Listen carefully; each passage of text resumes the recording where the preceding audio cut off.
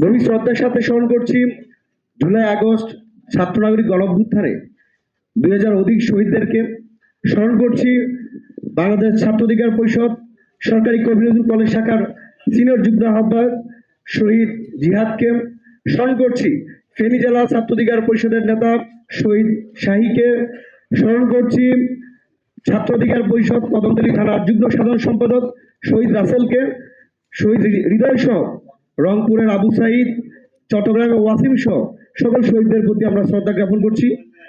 একই সাথে কৃতজ্ঞ চিত্তে স্মরণ করছি 56,000 বর্গমাইলে লাল সবুজের এই বাংলাদেশ থেকে শেখ হাসিনার পতন নিশ্চিত করতে গিয়ে যারা ফ্যাসিবাদ বিরোধী লড়াই সংগ্রাম করতে গিয়ে গুমের শিকার হয়েছেন, খুনের শিকার হয়েছেন, আহত হয়েছেন, পঙ্গুত্ব বরণ করেছেন, এমনকি যারা চিরতরে তাদের দু চোখ হারিয়েছেন, সেই বীরদেরকে আমরা স্মরণ করছি। আজকে আমরা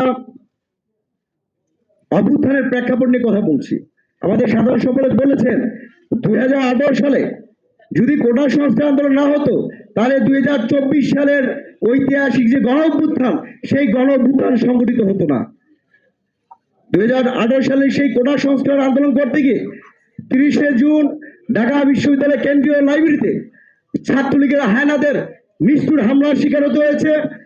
আমাদের তৎকালীন ছাত্র অধিকার পরিষদের যুগ্ম আহ্বায়ক বর্তমান মন্ত্রী উল্লেখ নূরকে শহীদ মিনারে নারী শিক্ষার্থীদের লাঞ্ছনার শিকার ফারুক হাসান ভাইদেরকে কুকুরের মতো নির্মমভাবে হামলা করা আমরা দেখতে পেয়েছি।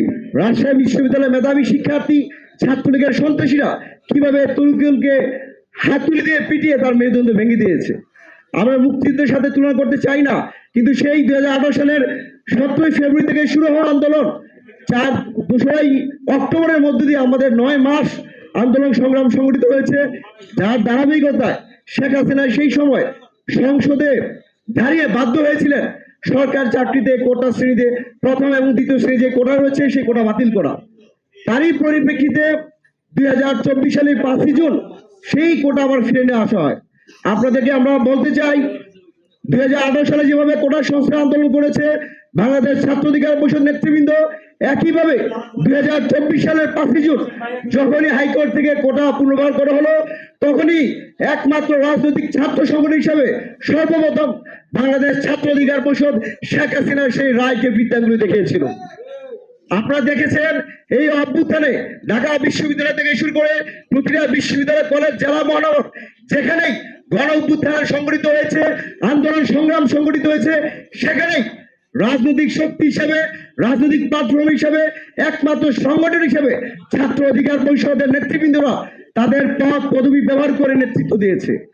কিন্তু আমরা দেখতে পেয়েছি অভ্যুত্থান পরবর্তী সময়ে যারা অভ্যুত্থানের পূর্বে রাজপথে নামা তো দূরের কথা, ফেসবুকে এক কলম দুই কলম লেখার সাহস পায়, তারাই নব্য বিপ্লবে দাঁড়িয়েছে।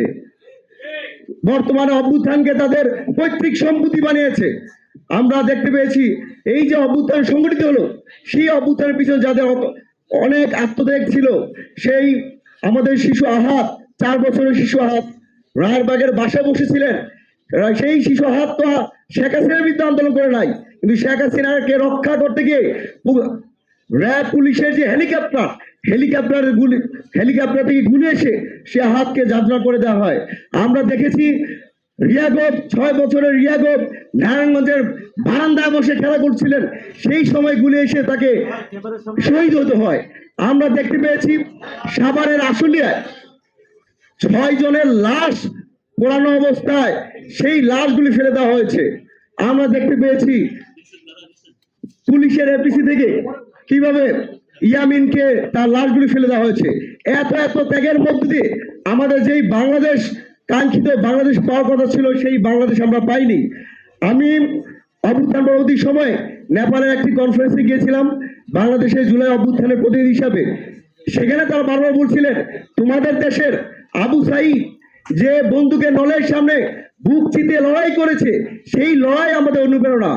বাংলাদেশ থেকে অনুপ্রাণিত হয়ে নেপালের জেনজিরা যেই একটা বর্তমান সরকার রয়েছে, অথচ বাংলাদেশে যারা অভ্যুত্থান করেছে অভ্যুত্থান পরবর্তী সময়ে মুসলিময় কিছু নেতৃত্ব ব্যক্তিগত স্বার্থের কারণে আমাদের সেই অভ্যুত্থানকে আমরা কাঙ্ক্ষিত জায়গায় পৌঁছাতে পারি নাই।